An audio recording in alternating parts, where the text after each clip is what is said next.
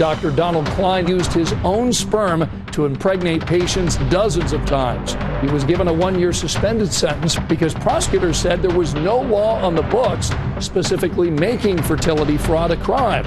I would like a federal law banning what Dr. Klein did. I do want to see the law change. I do not think justice was served.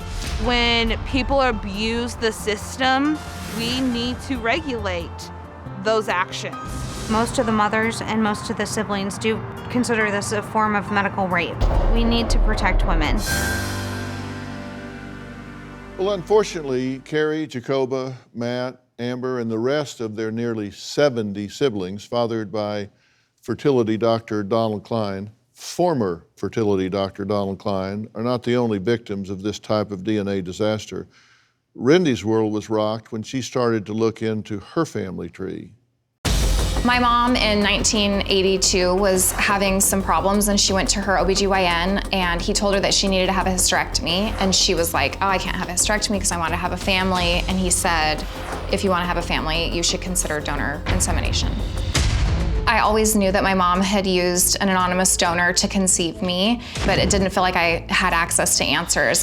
5 years ago, I did a commercial DNA test to find out more about my heritage. I started to see people with the last name of Davis popping up as matches. I thought that my mom's OBGYN's last name was Davis, and as the matches became more and more frequent, I realized that my mom's OBGYN was my biological dad. His name is Dr. Gary Davis. It changed the narrative of the whole story that I had believed my whole life growing up. I felt like my mom had been violated. I do think it's wrong. Since doing the DNA testing on multiple sites, I've connected with 2 half-siblings that are also children of Dr. Davis. I did not personally make contact with Dr. Davis, but I worked with a reporter for the New York Times who was running a story on this issue, and she contacted him. He answered the phone and he said, that's interesting, I'll have to look into that, and then he hung up on her. He died of a heart attack 4 days after having that conversation with her.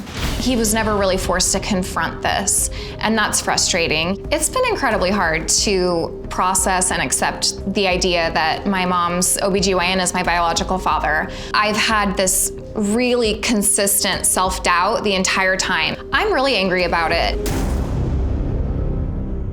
Well, Rendy, thanks for joining us. You've been listening to everything we've been talking about so far. You can relate to every bit of it, right?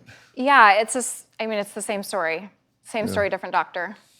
Yeah, and you were really cheated out of the opportunity to at least do what you got to ask some questions. You got to at least have some confrontation. Yes. You guys got to see him held at least to public scrutiny, to at least be outed.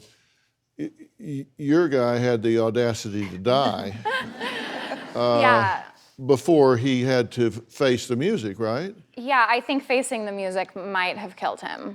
Yeah. I had a few years that I knew about it and just was so scared to come forward, and I went back and forth over whether or not I should speak out, and then the moment that I did, he passed away. Mm-hmm.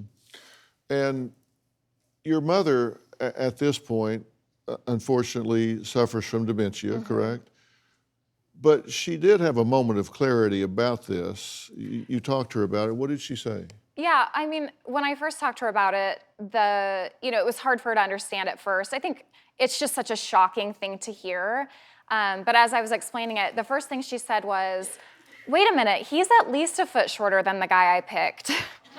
Yeah. But she does feel like she was violated, and she calls it the bait and switch. Yeah. Where she feels like she was told one thing, and he really encouraged her to go ahead with this procedure to, have a child on her own, and then the whole time may have known that he was planning on using his own sperm instead of the donor that she picked.